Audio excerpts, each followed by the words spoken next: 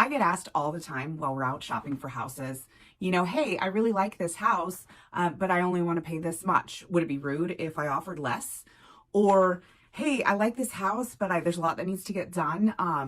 What do you think of me offering this? And my general response is something like this. My name is Jennifer Lewis, and I've helped hundreds of people get into homes. By analyzing the information that we have at our fingertips, for the next 3 to 5 minutes, I'm going to go ahead and share those tips with you so you can better analyze how to get into a home at a price that you like and a price that you can afford and a price that makes sense.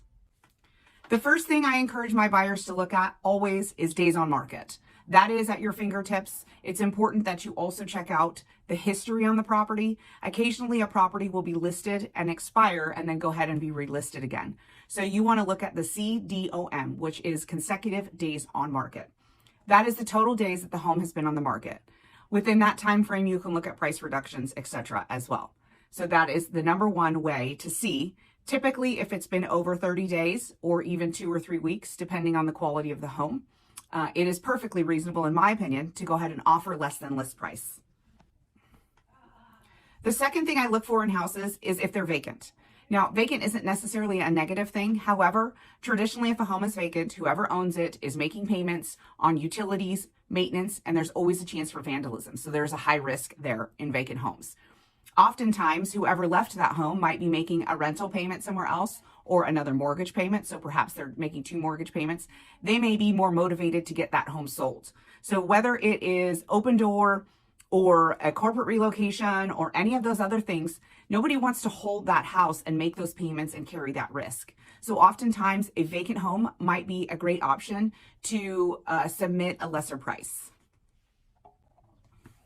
The third option is pre-foreclosures. Now, a pre-foreclosure is listed as such in the FMLS, and it is a searchable term that is as easy as a 4-bedroom or a 3-bath. So I can go ahead and search for auction or pre-foreclosure. Now, a pre-foreclosure doesn't necessarily mean that the bank has taken it back yet, but they are in the process of foreclosing on that property. And the sellers typically are motivated to get that house sold so they can capture any equity on the sale. Otherwise, if the bank comes in and takes it, then they won't make any money because they take it back for the amount that's owed. So it's in the seller's best interest or the homeowner's best interest, if they're behind on payments and the pre-foreclosure process is going, that they go ahead and sell the house as quickly as possible before the actual foreclosure sale happens, which, as you know, is the first week of every month at the county courthouse. So pre-foreclosures is another way to look at it. As I've said before, auction.com lists a lot of pre-foreclosures, and you can cross-reference with the FMLS to see if it's on the open market to go ahead and make an aggressive offer on that property. The fourth way to look for an aggressive way to make some offers might be on new construction. The builders are making a lot of homes right now, are building a lot of homes, and they are very motivated to get them sold. We had a backup of not enough being built, and now all of them got their codes and permits got passed at one time. And so you'll see there's a lot of building going on. They are offering incredible incentives in order to move the inventory that they currently have on their lots. So if you go on site and there are 10 homes built, they are much more eager to make a lucrative offer for you on one of those homes because it's standing inventory. They need to close out those homes so they can move on to the next homes.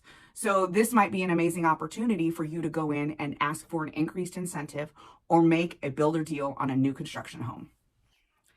The last way to capture an amazing deal is something I've done a video about before, the assumable loan.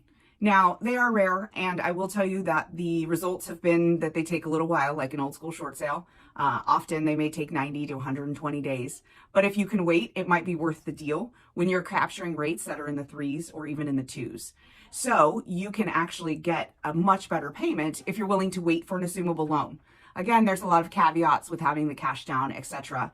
And I can go ahead and walk you through what that might look like. But again, this is a searchable feature in the FMLS, as well as all the other features that I've discussed, to quickly generate a search for you on an area and see if any of these homes fit your criteria.